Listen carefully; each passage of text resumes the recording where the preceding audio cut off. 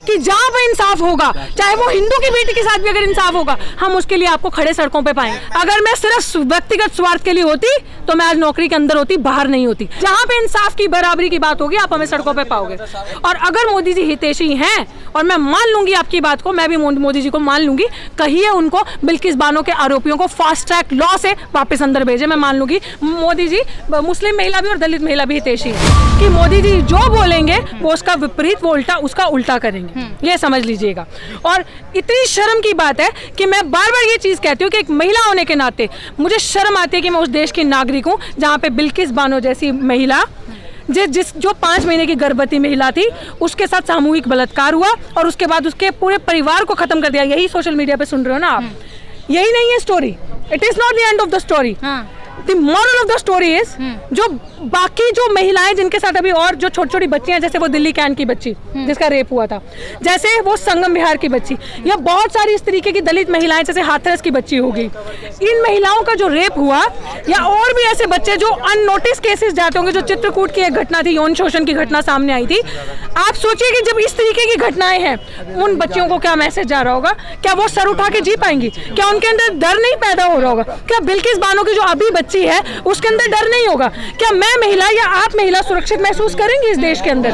तो क्या आने वाले वक्त के अंदर हम इस देश में सुरक्षित महसूस कर पा रहे हैं कि जो इतने बड़े आरोपियों को आप बाहर कर दे रहे हैं? और आप ये कह रहे हैं कि ब्राह्मणों के संस्कार अच्छे होते हैं इसलिए उनको छोड़ दिया गया।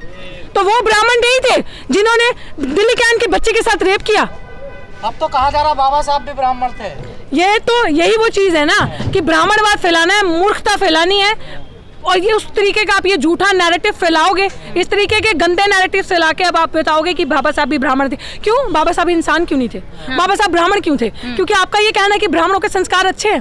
चलो मान लिया संस्कार अच्छे हैं, तो फिर तो बाबा साहब से बढ़िया संस्कार तो किसी के इस देश में है ही नहीं, जिन्होंने समानता की बात करी, जिन्होंने एक नफरत को मिटाने की बात करी, जिन्होंने इस देश का संविधान रचा, जिन्होंने महिलाओं के अधिकारों के लिए बात करी और महिलाओं को जो द्वितीय दर्जे का नागरिक समझा जाता था या इंसान ही नहीं समझा जाता था, उनको एक स्टेटस दिया इस सोसाइटी में। पीछे मनसा क्या है? क्या षड्यंत्र रचा जा रहा है ब्राह्मण कहने के पीछे? ये एक ऐसा, ये ब्राह्मण जो कहने के पीछे ये चीज है, जो ये देखिए, ये नैरेटिव यहाँ से क्लब कर लीजिए आप, जहाँ पे कहा कि रेपिस्ट जो है उनके संस्कार अच्छे हैं, और हम तो रेपिस्ट को गले आ रहे हैं। हम तो कह रहे हैं कि वो ब्राह्मण ही कैसे हुए जो आपने कह दिया कि वो ब्राह्मण है और रेप करके महिलाओं का सामूहिक बलात्कार करके अंदर चले गए। तो आपको भड़काना है, बरगलाना है, इसलिए बाबा साहब को ब्राह्मण बना दो।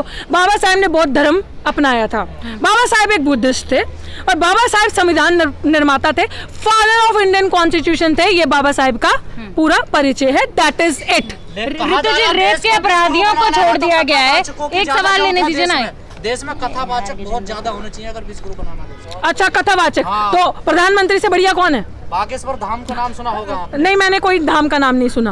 और मैं कथावाचक बहुत चाहिए देश को। हाँ, बिल्कुल बिल्कुल, कथावाचक ही तो रह जाएंगे, और रहेगा कैसे इस देश में? बड़ी बड़ी फेंको जैसे मोदी जी फेंकते हैं। करना कुछ नहीं है हमने, ना रोजगार लाना है, ना शिक्षा पे बात करनी है, ना अधिकारों की बात करनी है, सब कुछ बेचना है और सिर्फ कथा करनी है, सिर्फ अच्छा भाषण सुनना, अच्छे अच्छे कपड़े पहने। This is what is happening in our country. Rape के अपराधियों को छोड़ दिया गया, ये किस तरीके का मैसेज अब समाज में लेके जाएगा? और क्या बिल्किस बानो के जो संविधान के तहत जो भी उनके रूल्स हैं, उनका क्या हनन किया जा रहा है, उनके अधिकारों का? ये दोबारा सवाल रिपीट हो रहा है। सेम जवाब मेरा रहेगा कि ये जो हो रहा है ये बहुत बड़ा अपराध हो रहा है। ये वो हो रहा है कि जो इस देश में जब महिलाओं को, जैसे मैंने आपको कहा कि नागरिक क्या द्वितीय दर्जे का नागरिक समझा जाता था, तो ये वही चीज हो रही है कि मनुस्मृति दोबारा से हावी हो रही है, आ रहा है। इनके राज्य में जो इनका हिंदू राष्ट्र है, उसमें महिलाओं की ये स्थिति होने वाली है। ये उसका कंक्लूजन है कि आप रेप करो, बड़े से बड़ा अपराध करो, बीजेपी ज्वाइन करो, बीजेपी की वॉशिंग मशीन में जाओ और धुल के बाहर आ जाओ। ये भाई साहब का जो सफेद कुर्ता है, इस तरीके का आपका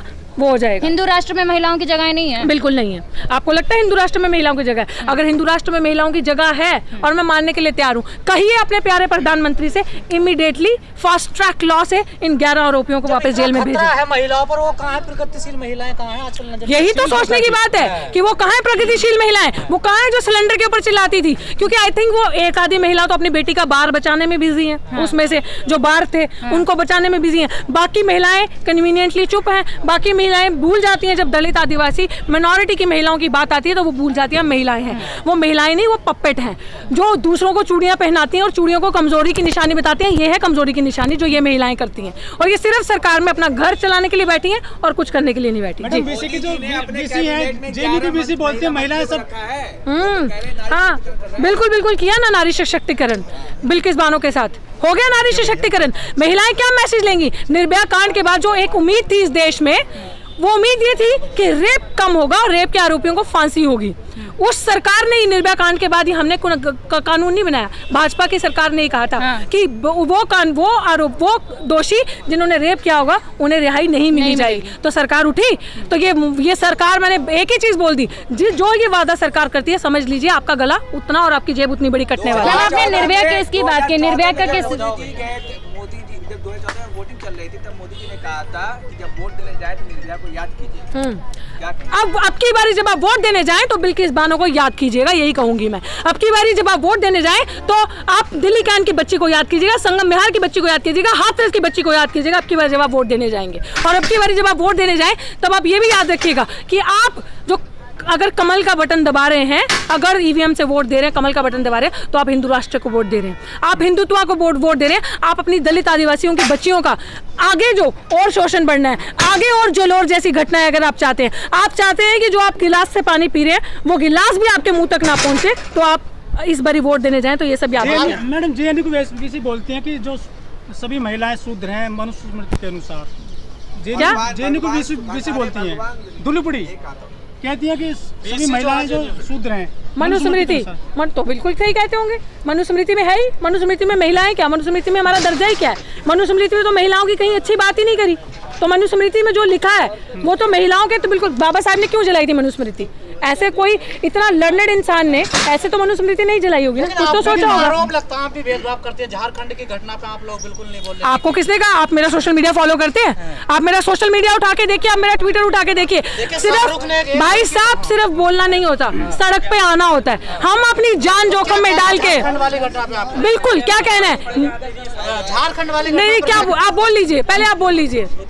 चेहरा दिखाओ, पढ़ के दिया है, सवाल कर रहे हैं झारखंड वाली घटना। पहले आप झारखंड की घटना के बारे में मुझे बताएं।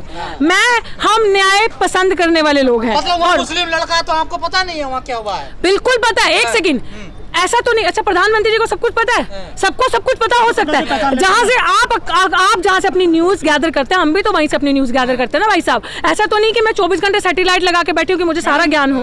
तो हमारा सिर्फ एक चीज का कहना है कि जहाँ पे इंसाफ होगा, चाहे वो हिंदू की बेटी के साथ भी अगर इंसाफ होगा, हम उसके लिए आपको खड़े सड़कों पे पाएंगे। और मुझे बार बार अपने बारे में बताने की आपको जरूरत नहीं है, ठीक है? बार बार आपको अपने बारे में बताने की जरूरत नहीं है। अगर मैं सिर्फ व्यक्तिगत स्वार्थ के लिए होती तो मैं आज नौकरी के अंदर होती, बाहर नहीं होती। मैंने अपना आत्म सम्मान और समाज का बिल्कुल सब न्याय सबको मिलना चाहिए। ऑफ कोर्स, क्यों नहीं मिलना चाहिए न्याय सबको? अगर आपका जुल्म नहीं, बिल्किस बानो के लिए आंदोलन, लोग सड़कों पे खड़े हो रहे हैं, तो झारखंड की बेटी के लिए भी होना चाहिए। बिल्कुल होना चाहिए भाई साहब। अगर झारखंड की, मैं एक्सेप्ट करती हूँ कि अगर ऐसा कुछ है, I will read it, I will go to it, go thoroughly study करूंगी। और ऐसी चीज है, आप हमें दोबारा जंतर मंतर पे पाओगे, इस बच्ची के लिए भी, हर चीज के लिए भी। जहां पे इंसाफ की, बराबरी की बात होगी, आप हमें सड़कों पे पाओगे।